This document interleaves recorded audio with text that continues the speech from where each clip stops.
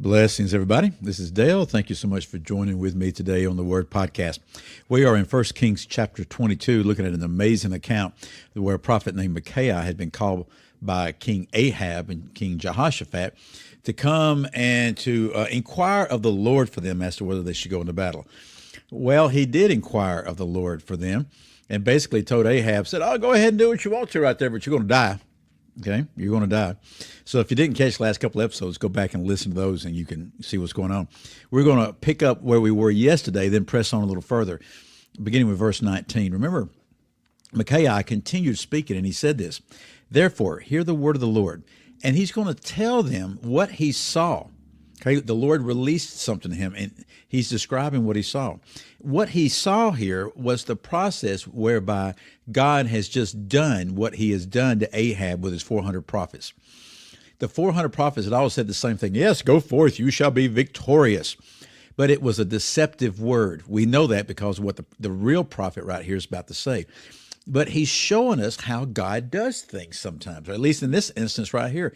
The Lord consulted with other Elohim, with other hosts of heaven that are there among them.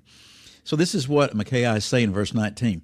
"I saw the Lord sitting on his throne, and all the host of heaven standing on him by his right hand and on his left." Well, on his right and on his left. Verse 20. "The Lord said, who will entice Ahab to go up and fall at Ramoth Gilead?" So the Lord had determined that it was time for Ahab to die. And so he's just inquiring of them, y'all got any ideas how to do this? And one said this, while another said that. Now, I know when I say that, God's checking with them for ideas, and it sounds rather flippant. But that's basically what he was doing. Because it says one said this, one said that. They had various understandings and inputs and ideas. Verse 21. "Then a spirit came forward and stood before the Lord and said, I will entice him. The Lord said to him, how? And he said, I will go out and be a deceiving spirit in the mouth of all his prophets. Then he said, this is the Lord said, you are to entice him and also prevail. Go and do so. So the Lord said, like that idea, that'll work, go. Verse 23, "Now, therefore, behold," and this is Micaiah speaking, "the Lord has put a deceiving spirit in the mouth of all these, your prophets." Notice they weren't the prophets of the Lord, they're Ahab's prophets. "And the Lord has proclaimed disaster against you." So the true word of the Lord was the right opposite of what the word of the masses of prophets, all 400 of them, had been. The king suspected that. Jehoshaphat definitely suspected that, the king of Judah, because he said, hey, don't you have anybody to inquire of the Lord for us, Verse 24, "Then Zedekiah, the son of Chenaniah, came near and struck Micaiah on the cheek and said, how did the Spirit of the Lord pass from me to you? How did he speak to you?"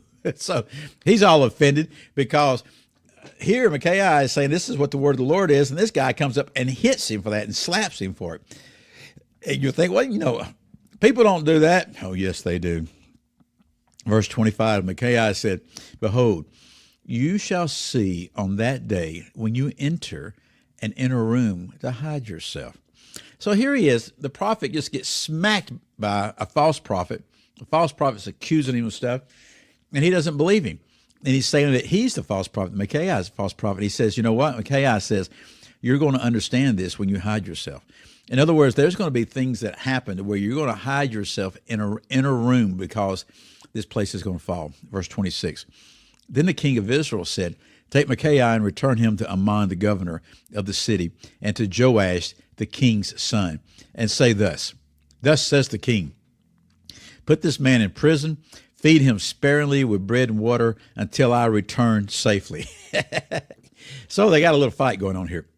The king's saying, I don't believe that. I don't believe that. As a matter of fact, I'm going to put you in jail, and I'm going to give them the instruction that you're to have only bread and water until I get back safely. It had just been prophesied of him that he wasn't going to return safely, that he was going to die. So what does Micaiah do? Does he back off? Does he panic or anything? Nah. Verse 28. Micaiah said, "If you indeed return safely, the Lord has not spoken by me." And he said, "Listen, all you people." So the people were there hearing this. And he said, "Okay, king, if what I've said is not of the Lord, then It wasn't me. It was me speaking. It wasn't the Lord speaking to me. And what he was really saying is, according to the law, if he was a false prophet and he didn't speak forth the truth, then they could execute him. They could stone him. Verse 29. So the king of Israel and Jehoshaphat, king of Judah, went up against Ramoth Gilead. The king of Israel said to Jehoshaphat, I will disguise myself and go into the battle, but you put on robes. So the king of Israel disguised himself and went in to the battle. So here, the Ahab is going, I'm not too sure about this, so I think I'm going to go into this battle just like your average soldier. So king of Israel, you put on the kingly robe, that would reveal that they're the boss, that they're the leader, that they're the general, that they're the king. And the king of Israel went, well, okay. Now watch this, verse 31.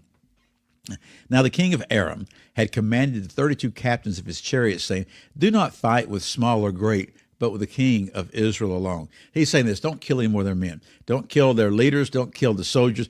Just go after the king himself. Verse 32. So when the captains of the chariots saw Jehoshaphat, they said, surely this is the king of Israel. Jehoshaphat was not the king of Israel. He was the king of Judah. But since he was dressed that way, right, they thought he was the king. So they turned aside to fight against him, and Jehoshaphat cried out. He was screaming aloud. What was he screaming? I don't know. He's probably screaming, run the other way, or he may be screaming, hey, I'm the king of Judah. I'm not him. Verse 33. When the captains of the chariots saw that it was not the king of Israel, they turned back from pursuing him. So apparently he took off. They were pursuing him. He's crying out. They realized, wait a minute, this is not him. Now watch what happens. Verse 34. Now a certain man, just a soldier, drew his bow at random and struck the king of Israel in a joint of the armor. So they're firing off these arrows. Okay, they're in a battle. And so he just fires off this arrow at random, not really aimed at anybody. It actually strikes the king, and it strikes at just the point where there was the joint in his armor to where the arrow could go in. Sounds like an arrow from the Lord, doesn't it? So verse 34 says this, Ahab said to his driver of his chariot, turn around and take me out of the fight, for I am severely wounded. The battle raged that day, and the king was propped up in his chariot in front of the Arameans and died at evening, and the blood from the wound ran into the bottom of the chariot. Well, that's gross. Why that detail? Well, you're about to see why, okay? So the king was propped up in the chariot to where the enemy could see that the king is still there, okay? And so they kept fighting. He kept fighting. He dies. Just as the prophet has said, verse 36, then a cry passed throughout the army close to sunset, saying, every man to his city and every man to his country. Remember?